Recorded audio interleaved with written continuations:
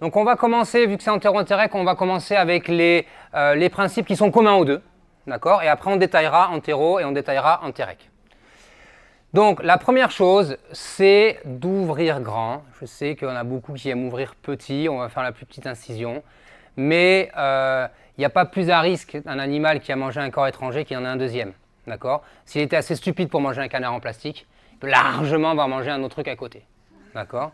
Donc nous devons, quand on ouvre un animal, au-delà, ce n'est pas la conf sur la parotomie exploratrice, mais au-delà de faire la laparotomie exploratrice complète, parce que peut-être qu'il mange des corps étrangers parce qu'il a un autre problème, peut-être qu'il fait du pica ou que sais-je. Mais dans ce qui nous concerne là, les intestins, donc le corps étranger, d'aller chercher un deuxième. Si vous avez un corps étranger intestinal, il y en a peut-être un dans l'estomac, etc., etc. Donc on ouvre grand et on explore tout son tube digestif de l'estomac jusqu'au côlon. Ensuite, quand on peut, ce que je vois sur ces photos, on va travailler à l'extérieur de l'animal. Okay, donc on va sortir ses intestins protégés. Vous voyez là, c'est des animaux au moment où ils vont être incisés. Vous voyez, on ne voit pas le reste de l'animal. On isole complètement, on sort quand on peut. Comme vous savez aussi, ce n'est pas possible pour toutes les parties de l'intestin. Donc ça, c'est une autre image. On verra ça un peu plus tard après. Mais vous voyez là, si vous pouvez, c'est des champs en plastique, là, ces champs plastifiés, étanches, qui vous permet donc déjà de protéger et après de rincer abondamment sans même aller rincer l'abdomen. C'est-à-dire que quand on fait une chirurgie comme ça, là, c'est une entérectomie, la graffeuse, on verra après. Vous voyez, on va rincer abondamment, donc très abondamment, parce qu'on rince que la zone sur laquelle on a travaillé. On ne va même pas rincer le reste de l'abdomen, si on peut faire ça. Alors, donc ça, vous voyez, on a coupé une partie des intestins. Il manque tout le jéjunum. Hein, ça, c'est notre duodénum ici, le côlon ici. Qu'est-ce que c'est ça? Parce qu'elle vous embête, ce petit truc jaune là, que j'ai dessiné ici en jaune. C'est quoi ça? Le ligament duodéno-colique. D'accord? C'est lui qui vous empêche de sortir le duodénum transverse. Hein. Vous savez, quand vous êtes là, on passe dans le fond, là, même c'est difficile d'aller faire l'exploration.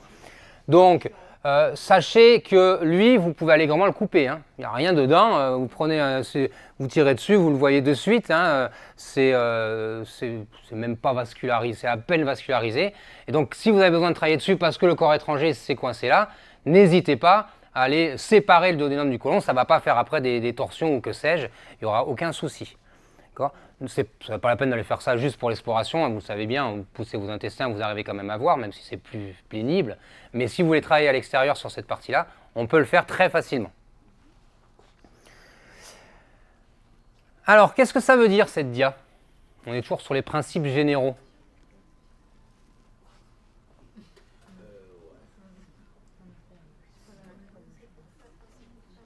Je vous rajoute ça. Sinon, j'aurais barré la pince. Pour tenir l'intestin, si vous êtes tout seul, effectivement, vous pouvez utiliser des pinces de doyen, des pinces atraumatiques. C'est loin d'être le meilleur, mais quand on est tout seul, c'est bien pratique quand même. Par contre, quand votre assistant vous tient les intestins, c'est pas avec le pouce et l'index, comme il aimerait bien, c'est vrai qu'on est plus confort, mais on a trop de force avec ça. Et qu'est-ce qui se passe? Je parle aux 30% des ASV qui s'endorment pendant la chirurgie du coup, parce que ça dure. Et du coup, qu'est-ce qui se passe quand on s'endort? Eh bien, on serre trop fort. Et à la fin de votre chirurgie, vous aurez une grosse partie ischémie, enfin, vous le voyez bien, un peu écrasé, traumatisé par les doigts. Alors que je vous défie de faire ça avec l'index et le majeur. D'accord? Donc, les intestins, quand on a un assistant, l'assistant doit tenir avec l'index et le majeur pour ne pas écraser. Parce que ça, là, vous voyez, on n'a pas de force. Et avec le temps, on ne va pas serrer de plus en plus fort. Alors que le pouce et l'index, vous pouvez faire des dégâts assez importants finalement. Et sinon, pince de doyen, bien sûr, aucune pince traumatique. Hein.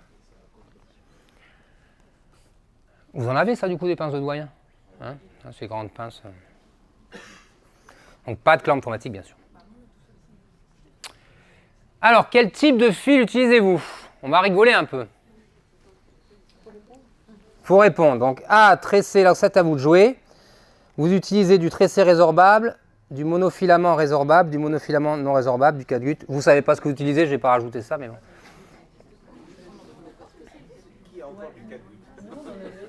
Méfie-toi, c'est pas la première fois que je donne la conf, méfie-toi, il y en a qu'on a encore. Je sais pas. Ah, tant mieux, tant mieux. C'est pas la bonne électron. C'est monofilament. Pas mal. Pas mal, hein. Donc pas de catgut bien sûr, oui. Mais alors moi je parle que ce que je connais du chien et des chats, mais dans les autres espèces, je pense que peut-être ils utilisent encore du catgut. Hein. Ça n'existe plus, mais je ne suis pas sûr, en bovine, etc. J'en sais rien. Ouais.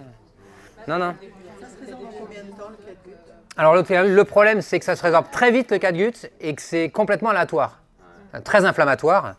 Donc non, bien sûr, le catgut, c'est à proscrire. Encore une fois, je parle que du chien et du chat, je ne connais absolument rien dans les autres espèces. De quoi? Oh, peut-être pas 3 jours quand même, mais j'en sais rien parce que j'ai eu la chance de jamais l'utiliser. Quand même, chromé, ça existe encore. Bon, mais ça, c'est à jeter pareil. Donc bien sûr, non, pas de catgut. Monofilament résorbable, mais c'est très bien. Hein, bien sûr, pas de tressé. Le tressé, vous pouvez le bannir. C'est pas un fil de suture. On peut en discuter pour des ligatures, mais j'espère que vous n'utilisez jamais le fil tressé pour des sutures. Mais ce n'est pas une conf sur les fils. C'est dommage, c'est très bien aussi. Quelle taille de fil vous utilisez? Donc oui, enfin là, il y avait une bonne réponse. On utilise du monofilament résorbable. Si vous mettez du non résorbable, 1, ça ne sert à rien. Et 2, vous prenez le risque qu'il y ait des corps étrangers qui se prennent dedans. Et donc, qu'est-ce que vous mettez comme taille? Je vous ai mis les décimales aussi à côté.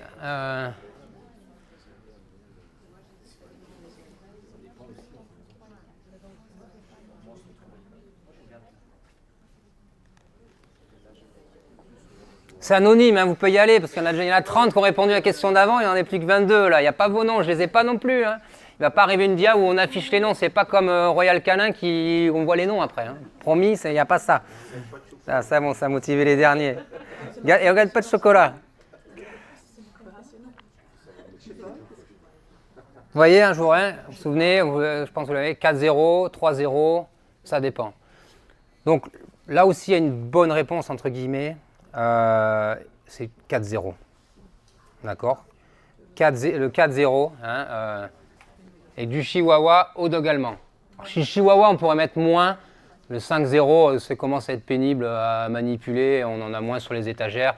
Et c'est moins versatile, donc ça va rester plus longtemps, etc. Donc même nous, on ne met pas du 5-0. Mais 4-0. Et dog allemand, c'est pareil, c'est 4-0. De toute façon, je vous le donne aussi. Hein. Tous les organes creux, ça se suture avec du 4-0 monofilament résorbable lent. Partez avec ça, vous n'aurez pas perdu votre soirée.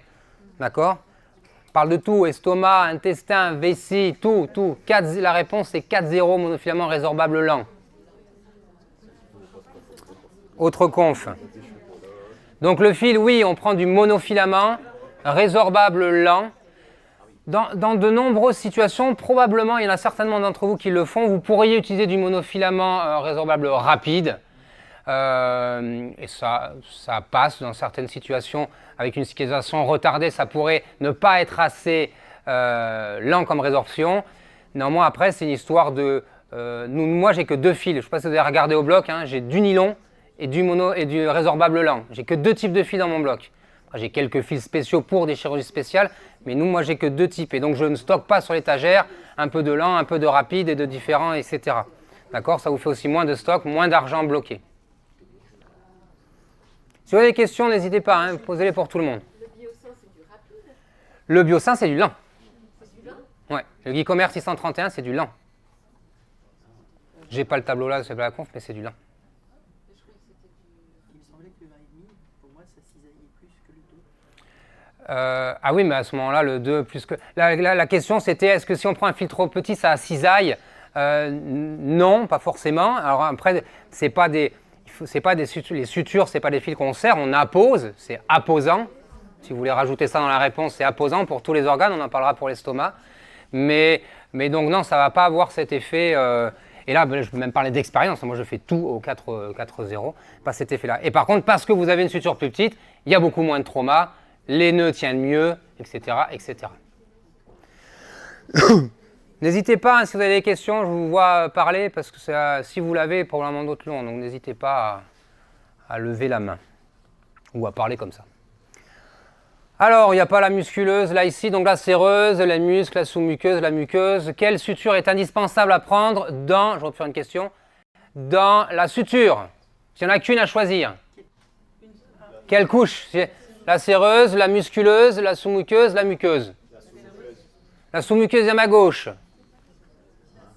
La séreuse devant, au fond. Ah, j'ai pas fait le quiz, j'aurais pu. Au fond, pas d'avis? Sous-muqueuse, il n'y a que la sous-muqueuse qui compte. La muqueuse, vous le savez, vous voyez bien comment c'est friable, etc. Quand vous l'avez, on va en reparler. La séreuse, bah, c'est tout fin. Enfin, la séreuse, ça se voit même pas, quoi. Hein. Et la musculeuse, c'est du muscle, hein, c'est de la viande. La viande, qu'est-ce qu'on dit? C'est quand si vous avez un bon boucher, la viande, c'est tendre. D'accord? Ça passe à travers, ça fond dans la bouche. Ça fond dans la bouche, ça peut bien fondre dans les sutures. D'accord? Donc, le muscle n'a aucune résistance. Donc, toute la suture de l'intestin consiste à absolument prendre la sous-muqueuse. On va parler d'autres choses, d'autres détails derrière. Le reste, on s'en fiche. Je vous dirai ça à la fin de chaque dia. Le reste, on s'en fiche. Ce qu'on veut, c'est la sous-muqueuse. Donc, vous pouvez essayer de faire des froufrous pour que ce soit toujours mieux. Mais à la fin, ce qu'on veut, c'est absolument avoir la sous-muqueuse. Si vous n'avez pas ça, c'est raté. Parce que, oui, il y a des points, vous allez avoir envie d'essayer de faire des points qui ne prennent pas la muqueuse. C'est déjà pas bien épais. Hein. Puis en plus, la muqueuse, vous voyez, quand vous coupez l'intestin, la muqueuse qui ressort ou pas, c'est pas facile. Il y a des points, vous voyez, des points spéciaux où on passe, soit on passe, mais après, on va pour mieux apposer, etc. On va faire ce point de Gambie. Mais moi, je ne me casse pas la tête avec ça. Hein. Je prends en pleine épaisseur et puis c'est tout. D'accord? Au moins, je suis sûr d'avoir la sous-muqueuse. Parce que si vous faites bien ça, après tout, pas de problème. Enfin, ça, il faut y aller quand même hein, pour savoir qu'on est bien passé la sous-muqueuse. Qui se sent, hein, la sous-muqueuse. Vous sentez la petite résistance en général avec l'aiguille.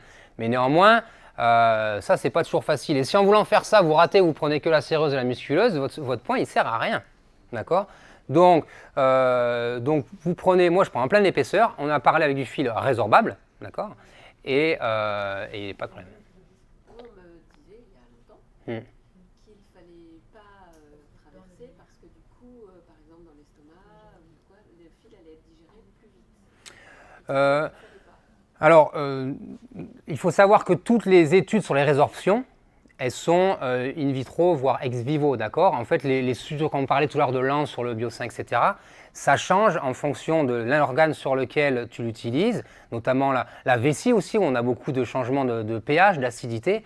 Et donc, on sait qu'un fil avec un temps donné de résorption sur le papier n'a pas du tout le même in vivo. Et c'est pour ça que je préfère utiliser tout le temps un résorbable lent pour m'affranchir un petit peu de cet aléa, parce que je sais que dans des situations, ça va être résorbé aussi bien plus rapidement. D'accord? Mais ce que tu dis est sûrement vrai, enfin en tout cas pas au point de faire lâcher une suture. Hein. Mais c'est d'autant plus vrai si en plus tu prends une résorption rapide. D'accord? Mais donc non, il n'y a pas de problème à transpercer. Et encore une fois, même si tu t'évertues à faire ça, le nombre de fois où tu traverses, c'est légion. Donc, et puis on va parler après, on fait des surjets de toute façon. Donc il en suffit que tu aies traversé une fois, si ta théorie est bonne, tu vois, ça va casser. Donc il ne faut pas vous tracasser avec ça. Et donc oui, donc les sutures, je ne sais pas si j'ai une dire là-dessus, je ne me souviens pas, donc on va faire des surjets, d'accord? Vous pouvez faire des points simples, c'est pas moins bien, c'est juste plus long. Donc si vous avez que ça à faire, vous faites des points simples, mais sinon c'est largement suffisant de faire un surjet. Surjet simple, d'accord? Ça c'est pareil, ça fait partie de ce que j'ai dit tout à l'heure, j'ai donné la réponse incomplète sur les sutures, pas ligatures, 4-0, monofilament, résorbable lent, apposant, surjet simple. D'accord? Et là, tu tirais tout dans l'abdomen avec ça, pas besoin de faire d'e-conf. Ça je vous laisse, alors pendant que je parle un peu, je vous laisse jouer, ça s'est lancé ou pas là sur le téléphone? Ou il faut que je clique? Vous pouvez répondre? Ah, il n'y a pas de proposition là. Non, mais vous devez mettre des mots là. Vous pouvez rentrer les mots? Ouais, donc c'est excellent. C'est donc, après avoir terminé votre suture intestinale, vous avez fini votre suture intestinale? Non? Vous pouvez les mettre ou pas? Il faut peut-être que je clique. Voilà, maintenant vous pouvez. Ah, pardon. Ça, c'était le test de tout à l'heure. Coucou, bordel. Alors, attends. Comment? Ah, Restart Activity. Là, vous pouvez. Ça va le mettre dessus. Donc là, on a fini notre suture intestinale. D'accord? Vous avez fini de suturer. Avant de refermer l'abdomen, vous devez mettre 2 mots, sinon votre premier mot n'est pas pris en compte. Donc, avant de refermer, c'est la fermeture de votre abdomen. Donc il y a 2 temps très importants que vous faites. Vous pouvez écrire un mot et un deuxième mot. Non. Donc il y a 2 étapes indispensables à ne pas oublier. C'était pour essayer la fonction nuage de mots, ça m'excite un petit peu sur ce truc. Bah, si vous ne savez pas, vous mettez un X ou je ne sais quoi. Et avant de montrer les réponses, ce que je disais, c'est que donc, sur G simple, d'accord, sur l'entérotomie, entérectomie aussi, on y vient, mais je vous mets en garde sur quand vous faites un sur G simple et que vous voulez ensuite remettre un point simple parce que vous n'êtes pas sûr, etc., faites bien attention de passer assez loin de la suture pour ne pas couper le fil avec votre point simple. Ce qui est beaucoup plus vrai sur la ligne blanche, parce que je sais qu'il y en a beaucoup qui adorent mettre des points de sécurité, et ça je l'ai vu plusieurs fois, où vous coupez votre surjet sans vous en rendre compte. Sur l'intestin, soyons francs, c'est des aiguilles rondes, je pense qu'on y vient après, des aiguilles rondes. Donc là, il faut vraiment être poissard pour aller couper son fil avec une aiguille ronde. Alors, si ça vous tombe dessus, ça vous tombe dessus. Hein. Quand c'est pas le jour, c'est pas le jour. Étanchéité, très intéressant. Moi, j'adore, hein, c'est sympa, non rinçage, oui. Et tac, tac, tac. Mais après, c'est parce que vous n'avez pas mis les mêmes mots. Hein, j'aurais bien voulu voir augmentalisation en plus gros, mais là, c'est parce que vous avez mis un plus. Ça, c'est pas mis. J'ai quand même augmentalisé ici. Épiploïsé. Donc, c'est pas mal. Étanchéité, j'aime beaucoup, on va en discuter. Dommage que ce soit aussi gros que rinçage, ça ne sert à rien. Mais rinçage est un temps fort. Et augmentalisation est un temps fort, bien sûr, on y vient. C'est pas mal. Donc voilà, ça illustré. Avant, je me demandais qu'est-ce que ça illustre. Ça illustre l'augmentalisation. Alors l'aumentum, qu'on se le dise de suite, c'est pas quand vous avez fini. Donc c'est indispensable, c'est très très important. Sur des vieilles études historiques, on a montré que ça a vraiment un effet mais faramineux de le faire ou de ne pas le faire, d'accord? C'est des études à l'ancienne où, je sais pas, ils suturaient à peine, et des fois ils augmentalisaient, des fois ils augmentalisaient pas. C'est à l'époque où l'éthique n'existait pas encore. Et donc vraiment, ça a un effet très très important. Donc c'est indispensable d'augmentaliser. Quand vous augmentalisez, ce n'est pas la peine d'aller suturer, d'accord? Vous prenez votre omentum, vous enroulez votre intestin dedans, ou vous le balancez sur l'estomac, et ça serait largement suffisant. Vous le voyez, il n'a pas besoin de nous, donc on accélère les choses en augmentalisant. Vous avez bien vu, dès quand vous avez des problèmes, vous avez l'omentum qui est collé dessus, d'accord? Donc il ne vous a pas attendu pour faire son travail. Donc il n'y a pas besoin d'aller planter des points dedans. D'autant plus que, et si vous voulez quand même le faire, plantez vraiment sur les parties vraiment le plus transparent possible, parce que c'est stupide d'aller amener une structure vascularisée pour vous aider et d'aller mettre une ligature dessus, d'accord? Même si on sait qu'il y en a de partout. Mais donc voilà, vous enroulez votre intestin dedans. Les seules fois où je mets des points, c'est parce que, je ne sais pas, un corps étranger linéaire, on a fait 4 ou 5 entérotomies. Et donc là, pour le coup, pour qu'il tienne à droite à gauche, je vais rajouter un petit point. Mais sur une entérotomie simple, une gastrotomie simple, je ne mets pas de point. Et l'autre point, on l'a vu, on le voit, je ne sais plus. Non, on va voir après. Le rinçage, d'accord, on va rincer, on en reparlera un peu. Je vais me dire là-dessus tout à l'heure. Donc on va rincer. Alors, si vous avez pu travailler à l'extérieur du corps, on l'a vu tout à l'heure, vous faites ça abondamment à l'extérieur du corps. Quand on rince après dans l'abdomen, si c'est propre, enfin si il n'y a pas eu de gros problèmes, on dit que c'est 50 ml/kg. Quand on a une péritonite ou que c'est quelque chose de vraiment très sale, on met 200 ml/kg ou jusqu'à ce que ce soit propre. 200 ml/kg, voilà, c'est le poids de l'animal divisé par 5. Ça, c'est quand c'est sale ou il y a péritonite, etc. Ou jusqu'à ce que le liquide soit clair. Alors ça, c'était les concepts généraux. Ça s'applique aussi bien à l'entérotomie qu'à l'entérectomie. Là, ce qu'on va discuter maintenant, c'est l'entérotomie avant de parler de l'entérec. Ah non, j'en reparle après. Mais tu as raison. Alors, quand est-ce qu'on fait une entérotomie? Pardon. Sur le tas de mots qu'il y avait, l'étanchéité, tu as dit que tu le mettais de côté. Oui, j'en parle. J'ai plusieurs dias dessus pour vous faire à un moment donné cette pratique. Ça vous fera gagner du temps. Je vous explique après. Alors, quand est-ce qu'on fait une entérotomie? Un corps étranger. Biopsie. Oh, tumeur, non, vas-y, va. Entérotomie. D'accord, donc quand on a un corps étranger, ou quand on va faire des biopsies pour des raisons X ou Y. D'accord, donc c'est finalement les deux cas. Alors, le site de l'incision. Si vous ouvrez un bouquin, on retrouve notre canard ici. Hein, donc ça aura vers la bouche, en amont, en aval. Donc si vous ouvrez un bouquin, ils vont vous dire, c'est très simple, il faut inciser en aval du corps étranger parce qu'en amont, c'est dilaté, il y a toute la merde ou le liquide qui s'accumule là. Donc on incise sur la partie saine, et en arrière du corps étranger. Alors, ça ne marche jamais, ça. Ça marche jamais. Là, j'ai mis cette photo-là, même si ça, c'est très douteux, parce que si on en est... Donc là, vous voyez la partie en amont, où c'est bien dilaté, et des fois, vous avez des corps étrangers comme ça, vous voyez, qui sont un peu contendants, pointus, enfin, qui sont bloqués là. D'ailleurs, bien le problème. Et sur le papier, il faudrait inciser là. Enfin, c'est stupide. C'est-à-dire que là, il faudrait que j'incise là et que je continue à défoncer tout l'intestin pour aller faire sortir mon corps étranger.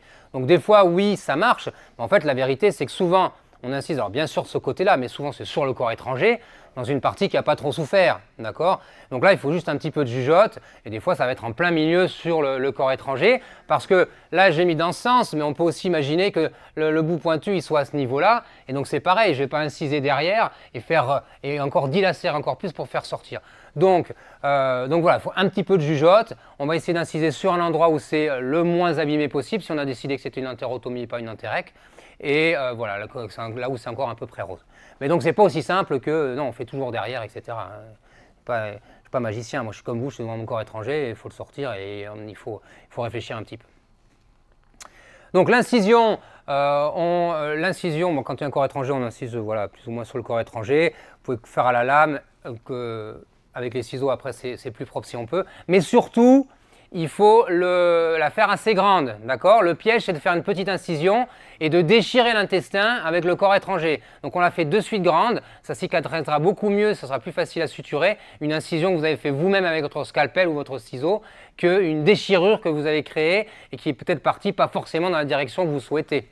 D'accord ? Donc on ouvre grand de suite. Il faut qu'il sorte tout seul, le corps étranger. Les deux doigts, on a déjà parlé, donc je gagne du temps. Alors, comment refermer ? Ça aussi, c'est quelque chose, hein, vous savez, comme on a peur que ce soit trop étroit, on ouvre dans un sens, on va prendre une photo de ça, on ouvre dans un sens et on va refermer. Mais ça marche que dans les bouquins, sans déconner. Hein ? Mais une des raisons, c'est que déjà, quand vous prenez ça, vous faites ça, ça ne donne pas du tout ce schéma-là, hein, ça ne va pas créer deux pointes ici qui vont se refermer. Vous avez toujours vos deux pointes ici, là, deux bouts arrondis, ça fait des oreilles, c'est impossible à suturer. Donc, que ce soit pour une large incision ou pour une biopsie, c'est juste impossible à faire. Donc, on ne fait pas. D'accord ? Il n'y a jamais besoin, même pour une entéro, etc. J'ai jamais vu de sténose sur des corps étrangers qui se prennent dans des sutures mal faites, dans des agrafes, etc. J'en ai vu, mais pas de sténose liée à la cicatrisation sur l'intestin. D'accord ? Donc ça, non, encore une fois, voilà pourquoi je ne veux pas que pour la photo, vous reprenez la photo. Mais ça, c'est juste, essayez, c'est juste pas possible, quelle que soit la longueur de l'incision, ça ne marche pas.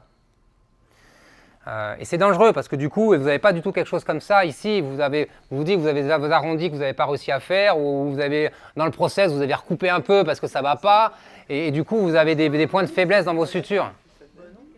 Eh bien, c'est bien. Bon, le fil, je ne passe pas, on l'a vu dans la partie générale, c'est la même chose. Donc, je ne reviens pas là-dessus. Lavage, augmentalisation sur l'entérotomie, ça, on l'a vu. Donc, lavage abondant à l'extérieur et bien sûr, augmentalisation. Alors, en vidéo pour discuter, donc ça c'est une conf que j'avais fait avec un collègue, donc j'ai repris sa vidéo, j'ai laissé son nom. Donc c'est un cadavre, d'où le fait qu'on ait des pinces traumatiques là-dessus. Quand on referme, premier point, c'est important, c'est de bien commencer avant l'incision. D'accord ? Je ne pique pas, donc je pique avant, ce qui permet aussi de ne pas, reposer ma question sur les nœuds après, mais de ne pas avoir de tension et donc de faire un nœud plat, donc un seul nœud et pas un nœud de chirurgien, qui est fait pour les ligatures. Vous voyez, on ne passe qu'une seule fois autour, non, il est censé là, je pense qu'il est passé 2 fois, mais c'est pas, ça c'est pour des ligatures, il n'y a pas besoin de faire ça. Donc on commence avant l'incision. On va utiliser une pince, donc c'est un monofilament, résorbable lent, on fait 7 nœuds au début de ces surgés. On pourra parler de ça après si vous avez des questions. On fait 7 boucles. Et ensuite, donc, on utilise une pince de 2 baquets, hein, le moins traumatique possible. Et on va essayer de pas, si possible, de ne pas prendre sa paroi intestinale pour ne pas la traumatiser. Et donc c'est assez facile quand on plante là, comme ça, de juste prendre la pince et de faire contre-appui. C'est beaucoup plus difficile de l'autre côté, d'accord? Quand on va de l'intérieur à l'extérieur, là pour le coup, juste mettre la pince et pousser, c'est pas si simple. Et même si vous y arrivez, voilà, vous voyez, on n'écrase pas l'intestin, en fait, on le traumatise le moins possible. Si vous y arrivez comme ça, c'est très bien. Néanmoins, il vaut mieux que vous le preniez un petit peu pour bien piquer une fois, que de vouloir absolument pas y toucher, de vous rater 4 ou 5 coups et de devoir planter l'aiguille 4 ou 5 fois. D'accord? Parce que c'est bien beau de ne pas vouloir faire de traumatisme, mais après, si vous en faites avec l'aiguille, tout est perdu. Donc, n'hésitez pas, voilà, un petit peu à le prendre s'il faut. Et on arrête sa suture au-delà de l'incision, tout comme on avait commencé avant. Ah, le test de fuite. Qui c'est qui fait des tests de fuite? Voilà, les mains, je sais que sont devant, doit être une 10-12 qui font des tests de fuite. Donc parmi ces 10-12, puisque vous faites des tests de fuite, vous devez savoir la pression physiologique maximum qu'on peut atteindre dans l'intestin, pour savoir à combien tester. Donc combien est cette pression? Vous faites des tests de fuite, donc à combien vous mettez la pression? Ah ben, aucune idée. 25 mm de mercure, soit 34 cm d'eau si vous parlez en cm d'eau. Je m'en souviens parce que je révise quand même. On dirait que je fais ça comme ça, mais j'ai un peu révisé. D'accord? C'est des données absolument inutiles. Mais néanmoins, si vous voulez tester quelque chose, vous devez au moins savoir jusqu'à combien ça va. Parce que sinon, vous mettez un peu d'eau dedans, ça ne suffit pas, vous êtes content. Mais si vous êtes monté à 10, oui, ça... Oui, on regarde. Mais mets pas d'eau dedans. Moi, je regarde sans mettre de l'eau. Je n'ai pas fini. Je n'ai pas fini, Hélène. Me regarde, me fronce pas les sourcils. Ah mince, attends. Ah, je l'ai après pour le... Mince, j'ai remis. Non, mais j'ai revu tout à l'heure sous ces dias. On reparle de ça après l'interectomie, pardon, parce que les dias elles sont après. Je finirai de vous convaincre après. Petit teasing. Interectomie. Donc, quand est-ce qu'on fait une interectomie? Alors, des fois, la réponse est évidente, c'est parce qu'on y va pour une tumeur. Ok, bon, on y va, on sait. Bon voilà, là c'était peut-être je ne sais pas si c'était une bestiole qui avait fait ça, un sanglier, voilà, vous ouvrez, bon les intestins sont noirs, là il n'y a pas trop de questions, on est d'accord, on va faire une interectomie. Des fois c'est plus compliqué, d'accord, là bon, là, ok, là celui-là on va l'enlever comme ça, interectomie, puis là il y a celui-là, bon c'est encore borderline, allez ça passe, celui-là ça devrait passer, puis avec l'expérience on sait que ça passe celui-là, donc ça, on va faire quand même une entérotomie. Il y a le corps étranger linéaire. Lui, c'est jamais facile. Vous verrez, j'ai un film tout à l'heure. Alors, les corps étrangers linéaires, il n'y a pas de recette. Hein, donc, à chaque fois, c'est différent. En fonction que ce soit un petit fil, une serpillière, la chaussette, ça prend la distance. Donc, malheureusement, c'est des cas qui obligent un petit peu à chaque fois à réfléchir. On ne peut pas partir dans un corps étranger linéaire en se disant « je vais faire ça ». Des fois, c'est très très simple. Des fois, c'est très très compliqué. Mais néanmoins, c'est pas facile de décider. Et puis, des fois, on va avoir un intestin comme ça, qui a été abîmé par le corps étranger, on voit ça. La couleur est très moyenne, hein, sur certains endroits, vous voyez, on est quand même très rouge foncé. Néanmoins, ça commence à être sur une grande plage, quoi. Hein, donc, jusqu'à... peut-être que si on avait juste cette couleur-là sur quelque chose de très focal, on n'hésiterait pas, on ferait une entérectomie. Maintenant, on a des centimètres et des centimètres, voire tout l'intestin comme ça. Alors, si c'est tout l'intestin, ça répond à la question, on ne va pas tout enlever. Mais si c'est large, tout d'un coup, est-ce qu'on va lui enlever 50 cm alors que c'est très douteux? Ce n'est pas si facile. Ça, c'est un volvulus du côlon. C'est hyper rare. J'en ai vu une fois. Je ne suis pas sûr que j'en revois. Et donc, vous faites quoi là? Donc, vous voyez, c'est le côlon qui a tourné. C'est pour ça qu'il est très rouge comme ça. Donc, il a tourné sur lui-même. Qu'est-ce qu'on fait du coup? On coupe pas, on détord. On ne peut pas le détordre ici. Ouh, détordre. Tu coupes, toi. Et tu raboutes quand même. On coupe, on raboute. On refait? Oui, on refait. Alors ça, c'est pour le coup, c'est des grandes urgences. Hein. C'est vraiment super mal. Un peu comme toutes les torsions. Et pour le coup, celui-là, cette torsion-là, ça se défait. Que ce soit chez l'homme ou chez le chien. Chez le chien, c'est très très rare. Hein. Il n'y a vraiment que quelques case reports. Mais là, on les défait. Et ça se passe assez bien. Il y a sûrement des toxines, mais c'est pour ça qu'on n'aime pas détordre, hein, je suis tout à fait d'accord avec ma collègue. Mais là, ça, et chez l'homme, ils font pareil, ils détordent ça. Donc bien sûr, on est d'accord, voilà, ça ne marche pas pour le foie, la rate, etc. Là, il ne faut surtout pas le faire. Mais ça reste j'imagine, ça reste quand même des quantités d'organes moindres, tu vois, qu'une rate qui s'est tordue ou qu'un lobe du foie. Et en tout cas, on ne va pas couper pour ça. Puis couper le côlon, si on peut éviter, c'est mieux. C'est quand même hyper infecté. On est quand même à 10 puissance 12, donc 1000 milliards de bactéries par gramme. Enfin, c'est hyper infecté si on peut ne pas y toucher. Donc ça, c'est juste pour l'anecdote. Donc là, dans un cas comme ça, mais parce que comme vous, je me suis posé la question, ça se détord. Mais c'est hyper rare. Si vous en avez vu une fois, vous avez déjà de la chance.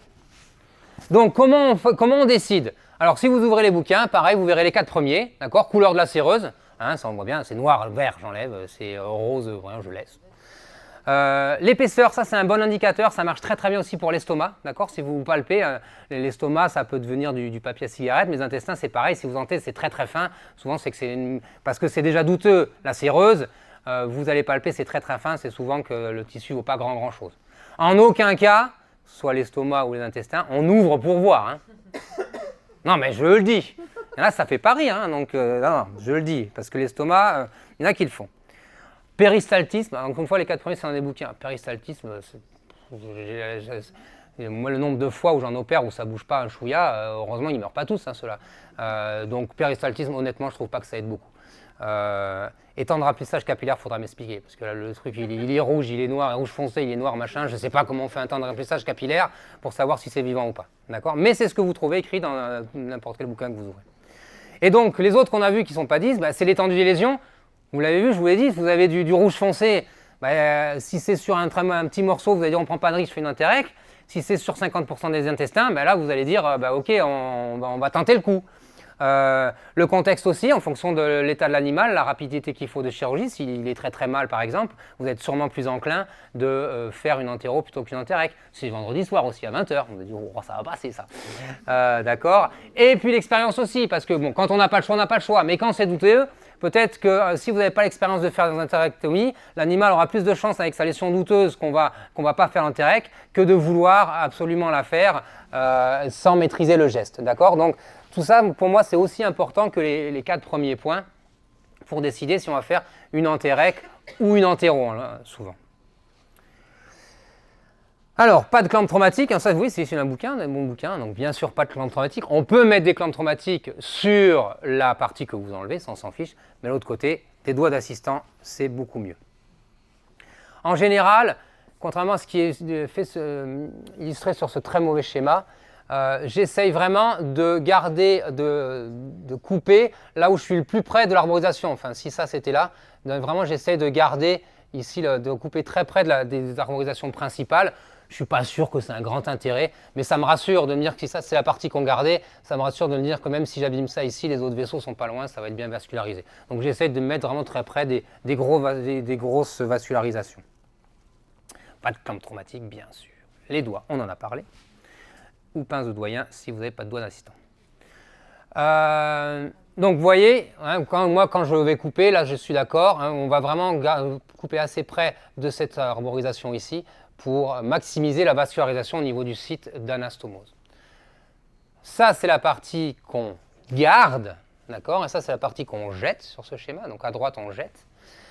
Et donc on va, alors c'est exagéré sur l'image, mais on va plutôt couper en biais dans ce sens.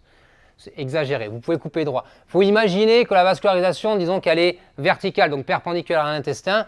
Et donc si vous imaginez ça, vous voyez qu'en coupant comme ça, toutes les parties sont bien vascularisées, puisque ça vient du bord mésentérique. Si vous coupez dans l'autre sens, donc ça c'est très bien, ça moi je coupe comme ça, parce que ça après ça vient un biais, c'est chiant.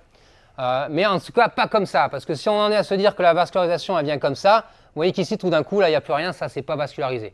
C'est très schématisé, ça marcherait. Mais donc on coupe droit, voire légèrement vers là-bas. C'est pas la peine de faire un grand biais comme ça. Sauf selon ce qu'on appose. On va en parler, sauf selon ce qu'on appose. Alors quand la muqueuse vous embête, vous la coupez et puis voilà. D'accord? C'est pas la peine de s'embêter avec ça. Ça, c'est dit. Alors, il y a ces fois où les intestins ne sont pas de la même taille. Ça, c'est chiant. D'accord? Donc la solution à ça, je vous le dis, on verra une vidéo après, c'est, moi je suis feignant, quand j'ai ça, je sors les agrafeuses. D'accord? Parce que les agrafeuses, on le verra, on s'affranchit complètement du diamètre des intestins. Bon, la plupart d'entre vous n'ont pas d'agrafeuse, vous devriez. Alors, s'il n'y a pas une grosse différence d'intestin, ce qui marche le mieux, alors là c'est fait avec des points simples, mais ça marche très bien aussi avec des points sur G continu. Parce que quand il n'y a pas une grosse différence, et ça marche très bien, moi je le fais régulièrement, c'est que vous allez espacer entre deux points de ce côté-là, espacer plus ici qu'ici. Et donc en fait cette différence, vous allez la répartir tout le tour. Ici vous rapprochez plus vos points, chaque fois c'est plus rapproché qu'ici. Et donc ça va répartir. Donc ça, quand il n'y a pas une grosse différence, c'est à mon sens ce qui marche le mieux. Dans les bouquins, eh ben, ils décrivent ça aussi. Ah, ça c'est comme tout à l'heure, hein. Vous pouvez couper comme vous voulez. Vous avez une pointe à mettre avec un rond, ça ne marche pas. D'accord? Alors, on en vient à faire ça, puis après, du coup, on est tenté, je ne sais pas si c'est ce qu'ils essayent, hein, on est tenté de rabouter cette petite pointe, mais ça ne change pas qu'ici, c'est une pointe et qu'on veut la mettre avec un rond. Hein. Et donc, ça créera une faiblesse là où vous voulez mettre le rond avec la pointe. On a ça aussi, d'accord? Alors, certes, ça marche, le problème, c'est que ça, on le sait, hein, dès qu'on a des croisements de sutures comme ça, c'est à risque de descendre. Et quand ça déhisse ici, quand ça fuit, c'est toujours là, d'accord? Moi, entre mes mains, la technique qui marche le mieux, quand je n'utilise pas les agrafeuses, c'est celle-là.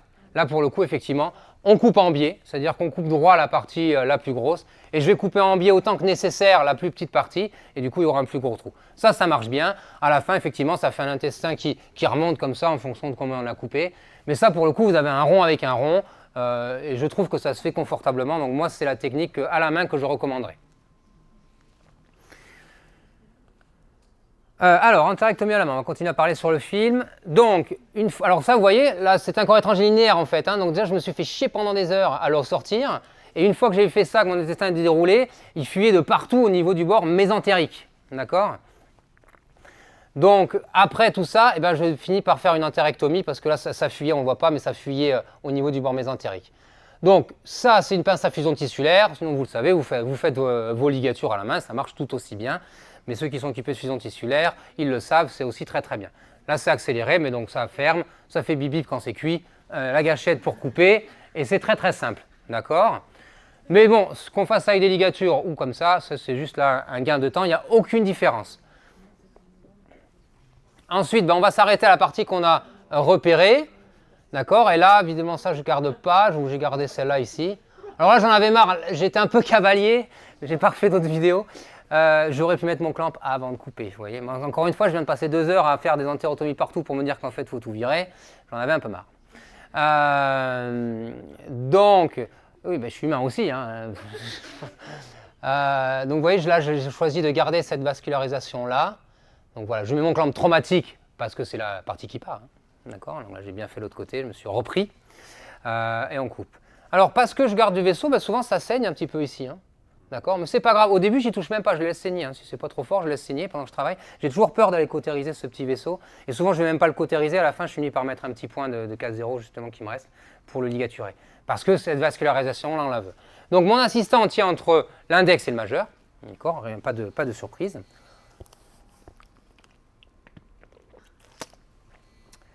Là, vous voyez, j'ai un peu de fuite au niveau de l'intestin, mais c'est pas très grave. Je suis à l'extérieur de l'animal, donc il n'y a pas de panique. Ça sera rincé. Alors là, ça pixelise parce que c'est très zoomé, hein, je suis désolé. Donc, on commence bien sûr par la partie mésentérique, d'accord? Parce qu'on n'y voit rien.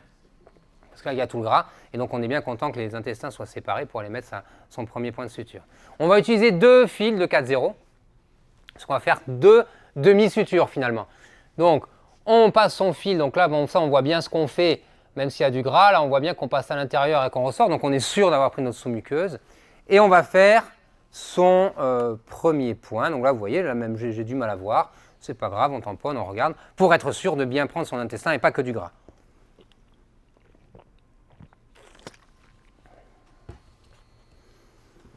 Donc là, c'est le premier point, donc le bord mésentérique. On va faire notre nœud et on va laisser notre fil tranquille.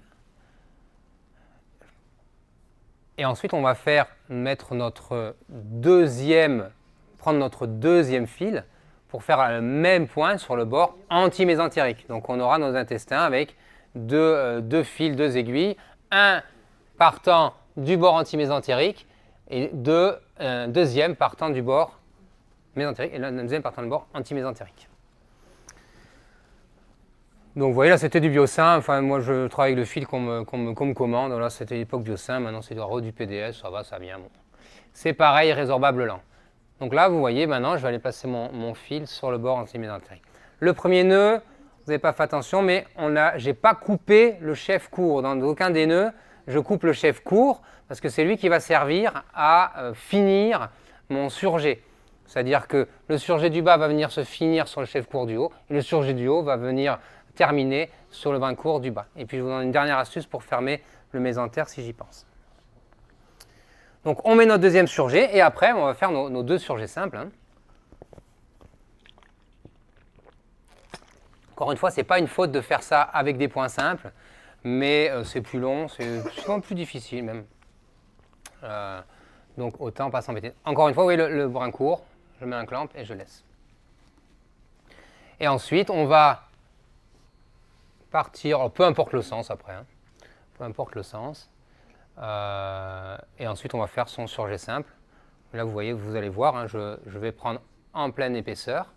Donc, vous voyez, je prends... Alors, la pince, c'est une pince à dents de souris, j'aime bien celle-là, mais c'est un peu traumatique quand même. Hein. C'est mieux, beaucoup mieux une pince de 2 baquets. Hein. Faites ce que je dis, pas ce que je fais. Et donc là, voilà. Et là, vous voyez, je vais faire mon surjet qui va descendre. Alors, en général, je préfère commencer par le montant. Et donc, on fait son surjet simple, et lui va venir se terminer sur la petite boucle, le petit fil qui doit traîner. Donc, j'accélère, hein, c'est un surjet. C'est très pénible, voilà. Et donc, on s'assure, vous le savez, c'est pas toujours simple, on arrive quand même dans le gras. Hein, c'est pour ça qu'on est content d'avoir commencé par ce premier point. On va terminer là. Et ici, je vais venir faire mon nœud avec le brin court, je ne sais pas où il est, c'est ce côté-là, avec le brin court de ma première suture. Alors là, en général, j'essaie de finir par celui qui descend, parce que ce fil-là, vous voyez maintenant, du coup, j'ai encore mon long fil avec l'aiguille. Vous ne le coupez pas, parce que le deuxième surjet va remonter. Alors, vous ne le coupez pas comme ça, parce que du coup, il va vous servir pour faire celui-là, il peut continuer à descendre pour fermer l'omentum. On en reparle après. Donc comme ça, vous n'avez pas un nouveau nœud à faire, ça vous fait un nœud de moins. C'est un nœud dans des parties un peu pénibles de moins. D'accord ? Alors là, vous voyez, qu'est-ce que j'ai tourné là ? J'ai fait quoi là ? Voilà, non mais là, vous voyez, je suis pas content de mon surjet, je trouve que j'ai été un peu lâche, soit. Donc comme je vous dis, je fais attention de passer assez loin pour ne pas aller couper mon surjet, mais c'est vraiment difficile sur l'intestin. Mais je vais rajouter un point simple. D'accord ? Et ça, plus que d'aller, on en reparle après, d'aller faire des tests d'étanchéité. Donc comme tu disais tout à l'heure, voilà, je regarde, c'est trop lâche. Alors. Là ensuite, voilà, je vais retourner mon intestin. Là, mon fil ici, il faut que je le fais passer dans le trou là, de l'omentum ici derrière, puisque c'est celui qui commence au bord mésentérique. Et on va faire notre surjet dans l'autre sens. Et on vient s'appuyer sur notre petit chef à la fin. Donc je me répète, si dans le surjet qui descendait du bord antimésentérique vers mésentérique, quand vous avez fait votre nœud, vous ne coupez pas en fait, et vous continuez avec l'omentum. Moi, honnêtement, elle me fait toujours peur cette suture. Parce que c'est pas le moment, parce que vous le savez, c'est pas l'omentum d'ailleurs, pardon, c'est le mésentère que je vous le dis, excusez-moi. Parce que vous le savez, le mésentère, si l'animal n'est pas trop gras, c'est une fine couche et il n'y a que les vaisseaux finalement. Et entre-temps que vous avez fini votre entérècle, il reste quasi plus que les vaisseaux. Hein, la couche de mésentère transparente, elle s'est collée, il ne reste plus rien. Et ce qui est catastrophique, c'est parce qu'on veut absolument refermer ce trou-là, c'est d'aller suturer le vaisseau. Hein. Là, c'est game over. Hein. Donc, moi, je fais 1 ou 2 points avec le surjet qui reste, mais vraiment dans cette toute petite membrane très fragile. Honnêtement, le risque que ça fasse des entrappements est très très faible, d'accord, même s'il peut exister si vraiment il y a un petit trou, mais s'il y a un grand trou. Donc des fois, je préfère ne pas refermer que d'aller planter mon aiguille dans le vaisseau, d'accord, parce que là, c'est catastrophique. Des questions là-dessus? Des choses qui vous paraissent que vous ne faites pas du tout comme ça et que vous voulez faire partager à tout le monde? Eh bien, comme je le dis, je fais bien attention, je referme, je ferme pas forcément, j'essaie de le faire, mais il faut quand même que j'ai du tissu. Mais du coup, je prends du tissu qui est très très fin, quoi. Il y a une tenue mécanique qui est 0, quoi. Et pas de surjet en passant là? Où ça? Juste la posant. Et après, vous pouvez... Sur l'intestin? Ouais. Ah oui, hein. Toutes les surtours dans une grande creuse, c'est apposant. Il n'y a aucune exception. Et il n'y a pas une 0. suture apposant plus, c'est apposant tout court. Encore pire. C'est-à-dire de faire l'apposant et après de vouloir enfouir. Non, encore pire. Hein. Encore pire, ça réduit la lumière. Là, il y a un risque de sténose qui est prouvé et ça va cicatriser moins vite. D'accord ? Tout c'est pareil, encore une fois, il n'y a pas d'exception. Donc, c'est pas la peine de me dire, même pour les césariennes, même pour l'estomac, même pour la vessie. Non, il n'y a pas d'exception, c'est tout apposant. Et ça se comprend, hein, faut mettre vos couches face à face. Hein. Vous mettez de la muqueuse contre la muqueuse, c'est pas fait pour cicatriser, ça va faire que ralentir la cicatrisation. Et séreuse, pareil. Donc, vraiment que apposant. Ah ouais, alors, test d'étanchéité, la petite vidéo. Donc, voilà, pour en repartir sur notre débat sur les pressions. Voilà une étude qui a testé finalement comment on pourrait faire pour avoir les pressions qu'on veut. Les pressions physiologiques maximales atteintes, c'est 34 cm d'O2 dans un intestin qui fait passer la nourriture. Mais donc vous voyez que si vous voulez tester ça, ce qui est ridicule, mais si vous avez envie de le faire, eh ben, il faut prendre un segment de 10 cm de jéjunum. Si vous faites une occlusion avec les doigts, il faut injecter vous voyez, 16 à 19 ml. Si c'est avec des pinces de doyen, un petit peu moins, il y a moins de fuite, 12 à 15. Donc voilà, si vous voulez, il ne faut pas le faire, hein, mais bon. Voilà ce que ça donne. Et là, mais pour le coup, si quelqu'un m'avait répondu, ce que j'aurais trouvé extraordinaire, il me dit il y aura une cohérence. Et je vais tester, il y a une cohérence. Mais, et si on commence à aller dans le ridicule, vous avez ça comme étude aussi, qui n'est pas très vieille, 2019, d'accord, qui là, c'est dit qu'est-ce qu'il faut utiliser comme matériel pour faire un test d'étanchéité en termes de taille de seringue, taille d'aiguille. Parce que ce qui se passe, c'est qu'après, on a des fuites là où on a mis l'aiguille. Ah mais c'est sans fin, parce qu'après s'il faut tester, là où on a fait le test, etc., moi j'arrive jusqu'à l'anus comme ça, d'accord ? Donc le fait de mettre une aiguille, si vous mettez une aiguille avec une trop grosse seringue parce que vous bougez un petit peu, vous créez une fuite au niveau de votre aiguille. De toute façon, donc voilà, hein, ça c'est publié, VetSurg en 2019, ça reste quand même la référence des revues de chirurgie. Donc voilà, la conclusion c'est qu'il faut faire, pour faire le moins de traumatisme possible, donc le moins de fuite potentielle, il faut une aiguille bleue avec une seringue de 10 ml, etc. Enfin, c'est assez ridicule quand on y pense. De toute façon, l'étanchéité, vous pouvez faire des tests de fuite à une certaine pression, vous aurez des fuites quand vous le faites. L'étanchéité, elle n'est pas due à vos sutures, elle est liée à la fibrine et le caillot sanguin, puis la fibrine qui se met dessus. C'est ça qu'il y a sur l'étanchéité. Quand vous faites un test de fuite, qu'est-ce que vous faites ? Vous enlevez le caillot sanguin, la fibrine qui s'est déjà formée pendant que vous suturiez. Donc vous ralentissez la cicatrisation. Donc non, pas de test de fuite, ça ne sert à rien. Et, éventuellement, ça retarde, mais ça ne va pas être grand-chose, la cicatrisation. Il y a un cas où effectivement, j'ai mentionné tout à l'heure, où je vais faire les tests de fuite, mais ce n'est pas pour tester une de mes incisions, c'est le corps étranger linéaire. Parce que des fois, vous voyez, c'était le cas que j'avais tout à l'heure, une fois qu'on l'a déplié, on a nos entérotomies qu'on a bien faites, mais on ne le voit pas, mais ça fuit au niveau du bord antimésentérique, c'est noyé dans le gras et on ne le voit pas forcément, ce n'est pas forcément la cata. Et si j'ai un corps, effectivement, un corps étranger linéaire très fin qui a, je sais, a éventuellement pu cisailler au niveau du bord mésentérique et que j'ai un doute, là je fais un large test de fuite et donc je vais mettre de l'eau sur la portion que j'ai besoin de tester et je vais voir si ça fuit au niveau du bord mésentérique. Mais mes sutures, non, je sais ce que j'ai fait, il n'y a pas de problème. Donc là, je l'utilise.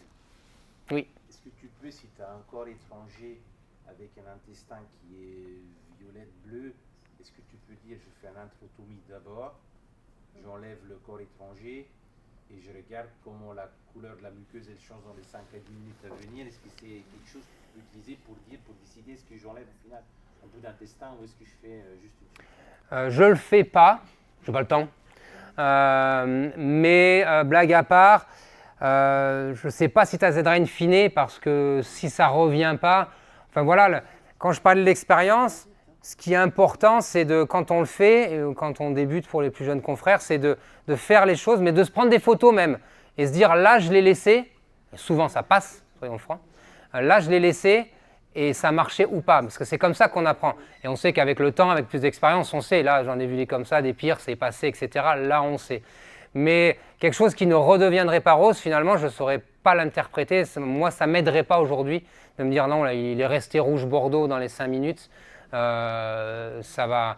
En tout cas, moi, je ne me suis pas construit avec cette expérience-là. Si toi, tu le fais, toi, maintenant, peut-être que tu sais qu'effectivement, si au bout de 5 minutes, ça ne s'est pas au moins amélioré, tu as eu de la casse derrière ou pas.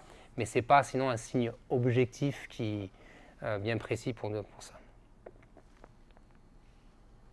Donc, test de fuite. Ok. Ça ne sert à rien, vous pouvez le faire, vous faites ce que vous voulez avec vos seringues, vos aiguilles, hein. Moi je ne suis pas là pour vous dire. Les agrafeuses, 2 mots quand même. Donc les agrapheuses, il y en a 3 types. Ça, celle dont on va parler, d'accord. Les thoraco-abdominales ou terminales anastomosis qui servent pour enlever le foie, le poumon, mais moins pour l'intestin. Et celle-là, on s'en sert très rarement. Celle-là, c'est les agrapheuses circulaires. Et donc ça c'est fait pour, c'est chez l'homme, hein, ça c'est matériel d'humaine. Mais ça, les agrapheuses circulaires, c'est fait pour vous enlever des morceaux de côlon en vous rentrant ça dans le derrière, d'accord. Donc c'est très chouette parce que ça évite une incision, on vous fait ça par laparoscopie. Le problème, c'est que si c'est fait pour nous derrière, ça rentre assez mal dans le derrière des chiens, s'ils ne sont pas énormes, ou des chats.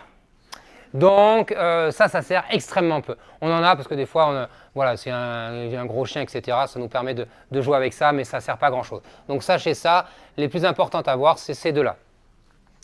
Alors le principe de l'entérectomie à la graffeuse, et je vous expliquerai après pourquoi je vous parle de ça.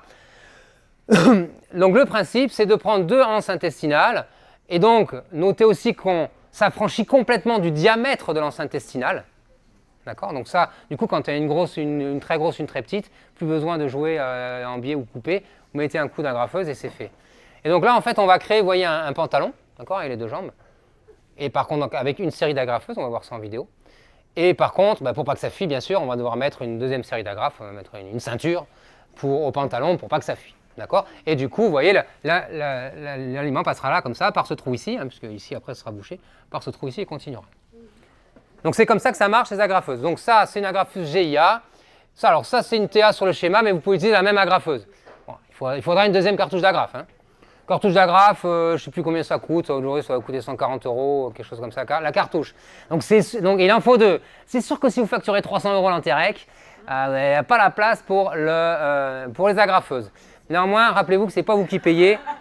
Et dans certaines situations, c'est indispensable.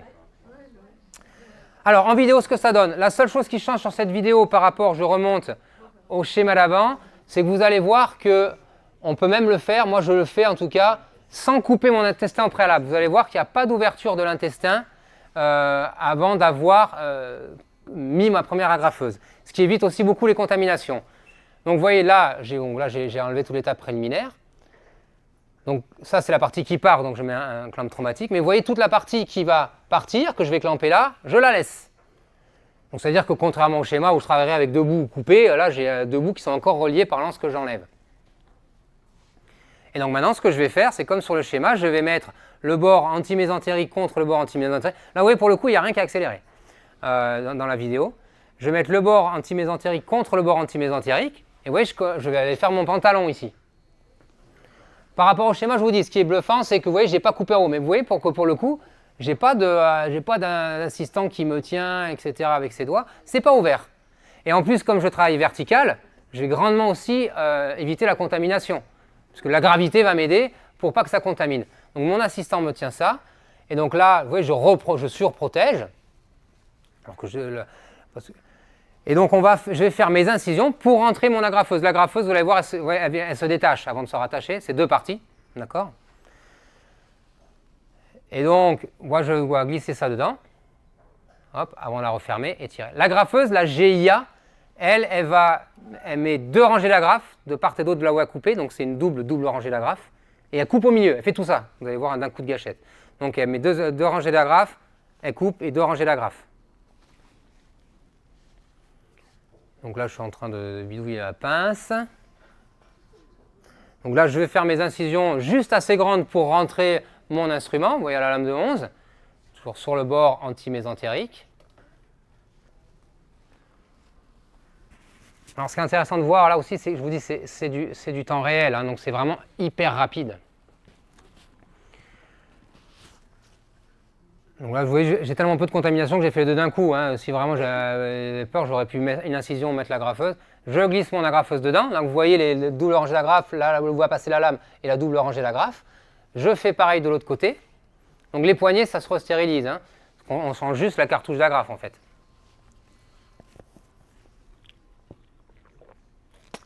Je remonte mon agrafeuse. Je la ferme, là il ne s'est rien passé. Et là, quand ce n'est pas tout à fait fermé, je peux encore bouger un petit peu pour les remettre comme il faut. Donc je fais juste bien attention que sur le bord antimésentérique contre le bord antimésentérique. Là, c'est fermé, donc c'est pris. Et là, maintenant, je vais appuyer sur la gâchette qui va descendre. Et pendant que je fais ça, ça lance les agrafes au fur et à mesure que ça coupe. Donc je suis en train de créer mon pantalon. Tac, vous voyez là, je descends la gâchette.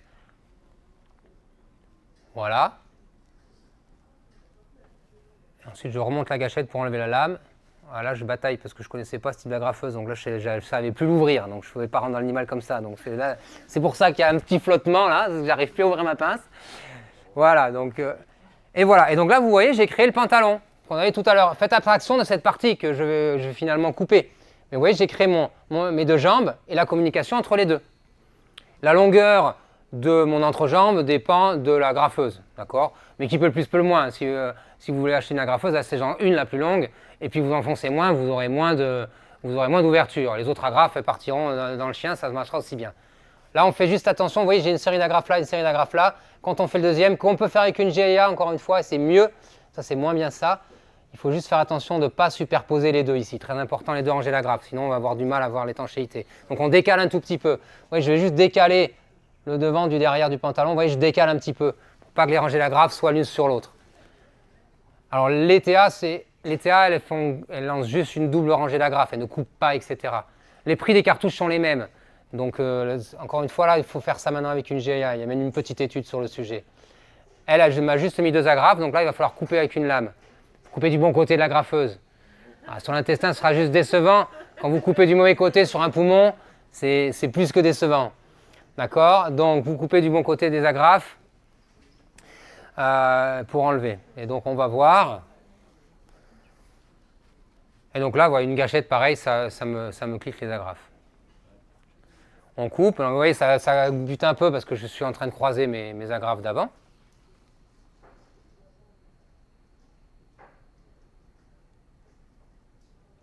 Voilà. Là, je profite que c'est là pour nettoyer, faire un premier petit nettoyage tant que je tiens dans la pince avant d'ouvrir. Donc, on va nettoyer un petit peu. Et donc, vous voyez, rien n'a été accéléré. Hein. Donc là, ça y est, l'entérectomie est fait, on l'a fait ensemble, ça a pris 5 minutes. Donc là, je nettoie. Et encore, comme tu dis, je ne savais pas comment on l'ouvrait. Et donc, vous voyez, voilà mon pantalon, hein, mes 2 jambes, mon entrejambe, la ceinture pour fermer. Maintenant, l'alimentation passera comme ça. Et donc vous allez voir, il y a toujours le petit saignement, mais c'est comme quand on fait l'entérectomie, hein, les petits vaisseaux qui saignent ici. Si ça saigne, pour l'instant, je les laisse. Si ça s'arrête de saigner, c'est très bien, je préfère. Si vraiment ça continue de saigner, je mets un petit point de 4-0, une petite ligature pour plus que ça saigne. Quand vous faites ça, très important, c'est dans l'entrejambe ici, on rajoute un point, d'accord? Pour pas que ça fasse comme une fermeture éclair et que ça se dézippe. Le point reste quand même plus solide que les agrafes. Et donc vous voyez, en prenant pleine épaisseur, en tout cas en prenant la sous-muqueuse, dans l'entrejambe, je mets un point pour éviter que ça se dézippe comme ça. Ça améliore la résistance.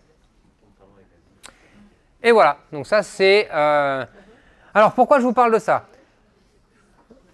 N'ayez crainte, il n'y a pas de différence entre de résultat ou de déhiscence dans les cas normaux entre une suture à la main ou à la graffeuse, d'accord? Donc vous ne faites pas moins bien parce que vous faites à la main.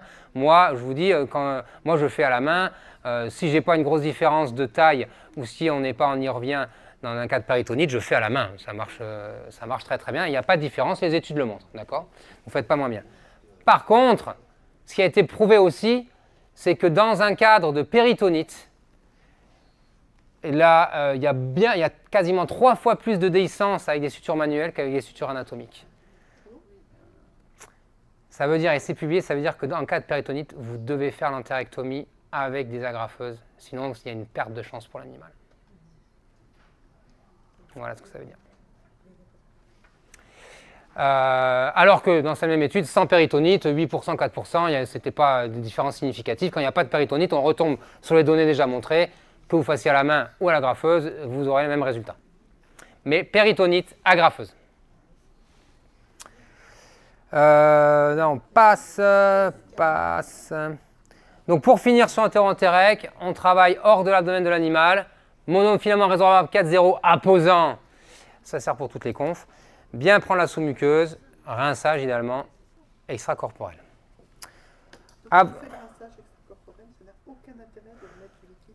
Non, si vraiment tu n'as pas contaminé, tu as bien travaillé. Oui, je suis d'accord avec toi, ça ne me dérange pas. Pour aller humidifier, si ça a été un peu sec, etc., je ne trouve pas ça stupide. Moi, je serais assez enclin à le faire. Mais en tout cas, en termes de rinçage, Alors là, pour le coup, je n'ai pas d'études pour étayer mes propos, mais nous, voilà, quand on peut travailler à l'extérieur, on fait le rinçage avant dans l'extérieur et après, on rince pas dedans. Je ne peux pas te dire techniquement ce que ça change, mais ça ne peut pas faire de mal. Voilà une petite crépinette. Quand je parle aux gens d'Omentum, je leur parle cuisine. Petite crépinette, comme ça ils savent, vous savez que c'est l'Omentum qui enroule cette viande. Alors, on va finir avec l'estomac. L'estomac. Alors, corps étranger, donc estomac, parce qu'on parle de gastrotomie, le cas le plus fréquent, quasi tout le temps, ça reste quand même pour un corps étranger. Alors, est-ce que gastrotomie, qu'est-ce qu'on fait gastroscopie, donc ça c'était un corps étranger œsophagien. Je ne montre pas toute la vidéo, mais voilà, des fois on n'arrive pas à les sortir par endoscopie, donc on va les repousser dans l'estomac.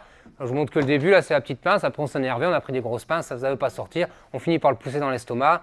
Après, en fonction de ce que c'est, la question se pose de s'il faut aller le retirer ou pas. N'oubliez pas que l'estomac c'est quand même fait pour digérer pas mal de choses, donc faut pas s'énerver dès qu'il y a un os dans l'estomac, quoi. Bon, donc des fois on a du mal. Ça, celui-là, ça des corps étrangers, c'est les balles magiques là. Alors, c'est très chiant à sortir avec l'endoscopie parce que souvent c'est assez gros et puis ça se barre. Par contre, c'est un plaisir à sortir à la main parce que vous ne savez pas trop la surprise qu'il y a au milieu, c'est un peu un Kinder, quoi. Vous sortez la balle et vous pouvez aller voir le jouet. Moi, je trouve ça très excitant. Alors, on en voit moins, ça doit être moins à la mode, mais avant on en voyait pas mal ça à l'époque. Donc il y a un petit jouet à l'intérieur, là, c'est une balle rebondissante avec un petit jouet, je sais pas, enfin ça s'ouvre pas, c'est juste qu'il y a un petit train, un petit poisson, un petit truc, c'est la surprise du coup quand on l'enlève. C'est très très bien. Donc très sympa. Bon, vous avez ça aussi, l'animal qui a bouffé une poubelle, vous ne savez pas forcément ce qu'il y a dedans, il faut y aller parce qu'il y a un risque où le propriétaire veut y aller. Bon, ça, avec le gastroscope, c'est pas possible. Voilà, des fois, il y en a qui vont être pénibles à retirer par la forme, bien qu'on y arrive, souvent on allait à saut, ça on peut y arriver, mais on va batailler pour faire passer dans le bon sens. Donc pareil, là on va vite aller vers une gastrotomie. Et celui-là j'aime beaucoup, c'est un cas à moi. Ou là, pendant une fraction de seconde, vous vous dites, techniquement, un caillou, je peux le retirer par gastroscopie, puis après, vous dites, attends, si je prends 5 secondes par caillou, etc. Bon, allez. Et donc là, bien sûr, on va ouvrir. Là, vous dites, c'est dommage, mais là, je peux rien faire, quoi. Ou on attend que ça passe, mais enfin bon, il va avoir un peu mal au derrière quand même.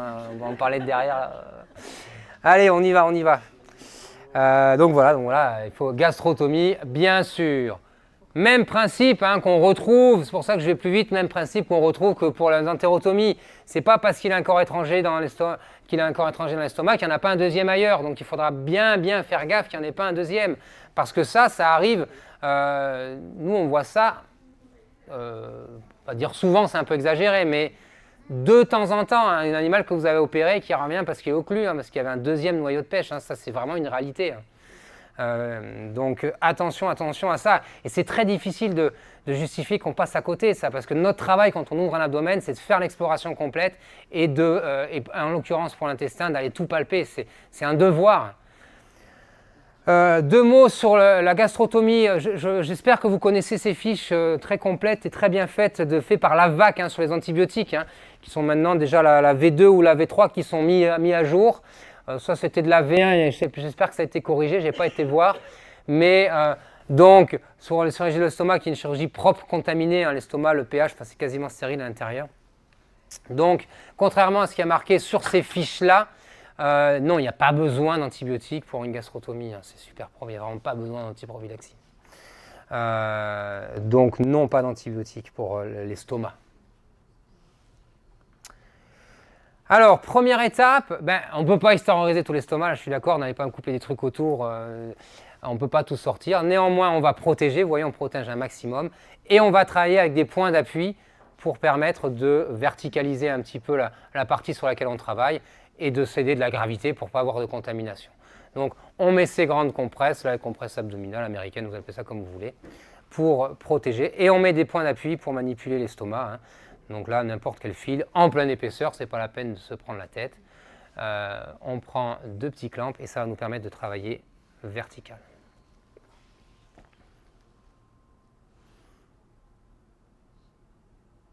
Oui, j'avais le reste, j'ai failli passer moi. Donc vous voyez comme on travaille, l'assistant va nous tenir ça verticalement, donc on va avoir très peu de contamination. Pour ouvrir l'estomac, donc on ouvre entre la petite et la grande courbure, c'est juste une question de logique parce qu'on se met le plus loin possible des vaisseaux. Donc on va ouvrir vraiment entre les deux. On commence en incisant avec une lame. On fait bien attention de passer toute la paroi. Vous savez, des fois, l'estomac, ça se différencie tellement bien les couches qu'on met un coup de lame et puis finalement, on est passé qu'à travers la musculeuse et la séreuse. On n'a pas passé la sous-muqueuse. Et donc après, c'est plus simple d'aller ouvrir avec le ciseau. Donc on ouvre entre la petite et la grande courbure, où vous voulez, peu importe, pour éviter les vaisseaux. La file, je vous ai déjà dit, monofilament, résorbable lent, 4,0, ça marche pour toutes les espèces. Ce que j'ai rajouté, si sur une rage géante, sur un estomac, vous mettez du 3,0, je ne trouve pas ça choquant. Mais le 4,0 marche tout aussi bien. Aiguille ronde, c'est vrai que j'aurais pu mettre ça. Bien sûr, on n'en a pas parlé, la taille de l'aiguille. Mais c'est vrai aussi pour les entérotomies, entérectomies. Donc on utilise des aiguilles montées, s'il vous plaît, hein, pas une bobine de fil qu'on met sur une aiguille avec un chat. Je précise, Hélène, je précise. Donc, c'est une aberration, bien sûr, d'aller prendre une aiguille avec un chat, puisque vous allez faire un trou pour passer 2 fois le fil, il ne restera que le fil dedans, il n'y a rien d'étanche là-dedans. Si on pousse ce concept, c'est pareil. Si vous faites un trou triangle pour mettre un rond dedans, ça n'est pas possible que ce soit étanche au niveau de la suture. D'accord ? Donc, bien sûr, c'est des aiguilles rondes avec des fils montés. Alors, quel type de... j'aurais pu faire une question. Quel type de suture on utilise? Si vous ouvrez un bouquin de Scheer aujourd'hui encore, et faussement, vous allez lire ça. D'accord? Donc on fait un double surjet. Donc la muqueuse sous-muqueuse avec un enfouissant. Et musculeuse séreuse avec enfouissant ou apposant. La vérité, c'est que... il y a déjà au moins 20 ans, j'en discute avec des confrères, et il y en a sûrement d'entre vous qui font ça, qui disent bah oui, mais nous, moi je fais un surjet apposant et ça va très bien. Et donc ça me titillait un peu cette histoire. Et puis comme je vous dis, c'est une aberration que de ne pas mettre un tissu apposé, quoi. Les couches ne sont pas en face, enfin c'est contre nature. Donc pour le coup, on a fait l'étude. On est passé dans un comité d'éthique et les animaux ici, on les a allotés. On a fait 3 groupes d'animaux en prévenant les gens. Et on a fait, après avoir fait une étude biomécanique, et on a suturé l'estomac de manière randomisée. On a suturé l'estomac soit avec 2 surjets apposants, 2 surjets enfouissants, d'accord, comme c'est un peu décrit là. Donc muqueuse, sous-muqueuse, enfouissant et musculeuse séreuse enfouissant, d'accord. On a fait un deuxième groupe où on a fait tout apposant, donc toujours en 2 surjets, pour faire un peu une transition. On a fait 2 surjets, donc un surjet apposant, muqueuse sous-muqueuse, un surjet apposant, séreuse musculeuse. Et on a fait un 3e groupe où on a pris en apposant plein d'épaisseur comme tous les autres organes. D'accord ? Eh bien, il n'y a pas de différence, en tout cas, il n'y a aucune complication quand on fait en pleine épaisseur sur le simple apposant. Donc ça vient d'être, ça a été accepté pour publication, je crois que ce n'est pas encore publié, mais ça le sera bientôt. Donc ça y est, maintenant, on a dans la littérature définitivement la preuve que tous les organes creux, ça se suture avec du 4,0 apposant en une seule couche. D'accord ? Donc c'était le seul organe encore qui était décrit dans les textbooks où il fallait faire de l'enfouissant. Mais donc, on a publié ça. Sinon, les enfouissants, voilà, vous avez du Cushing ou du Lambert. Hein, c'est soit, le Lambert, c'est trop long. Lambert, vous voyez, l'apposant a été fait perpendiculaire à l'incision, alors que le Cushing, c'était horizontal. Donc, c'était plus rapide de faire un Cushing que de faire un Lambert. Mais comme ça ne sert plus pour rien du tout, vous n'avez pas besoin de savoir ça. Puisqu'il n'y a plus aucun cas dans la médecine vétérinaire chien-chat qui nécessite un surjet inversant. Donc voilà, bon, la 4,0 métrique, l'estomac. Donc là, je vais passer rapidement, parce que là pour le coup, c'était, tant que ce n'était pas prouvé, je n'ai pas rechangé, mais on faisait quand même en 2 surjets enfouissants. Et donc, je vais passer très très vite maintenant. Je vous dis, allez-y allègrement, vous prenez en pleine épaisseur et vous faites un surjet correct. Et ça marche très très bien, avec les mêmes principes que pour l'entérotomie, où vous commencez votre nœud avant le début de l'incision et vous finissez après. Donc c'est plus rapide, c'est aussi sûr et il n'y a pas de problème. Lavage abdominal, je vous dis, je l'avais écrit, c'est ce que je vous ai dit tout à l'heure, d'accord, quelle que soit la situation. Donc 50 ml kg, c'est la dose de base. En cas de péritonite, 200 ml kg ou jusqu'à ce que le liquide soit clair, c'est ce qui est décrit. Compartimentalisation, c'est la même chose, hein, mais comme je vous disais, il n'y a pas besoin de... Là, je le prends, je le jette sur l'estomac avant de fermer, et pas la peine d'aller mettre des points. L'estomac, et c'était aussi un paradigme dans notre étude, c'est qu'on ne peut pas avoir de complications sur une gastrotomie. Dans notre étude, quand on est passé dans le comité d'éthique, un point final à notre étude, c'est si on a vu la moindre complication avec une des nouvelles sutures. D'accord ? C'est des choses qui, si c'est réalisé correctement, il n'y a pas de problème avec un estomac. Ça cicatrise super bien, comme je vous l'ai dit, il n'y a pas d'infection au niveau de l'estomac, etc. Donc nous, dans notre étude, c'était inadmissible d'avoir une complication sur l'estomac. Donc, et si vous avez des complications, il faut vraiment se poser la question sur son geste, parce que là, il y a quelque chose où le bas blesse. Ce n'est pas vrai sur l'intestin. L'intestin, c'est beaucoup plus efficace, c'est plus aléatoire, on a vu parler de couleurs. Mais l'estomac, pour un corps étranger, pas de torsion, etc., on ne peut pas se permettre d'avoir de complications. Voilà, écoutez, merci de votre attention, à peu près dans le temps, comme ça, vous avez l'heure d'aller grignoter. Merci.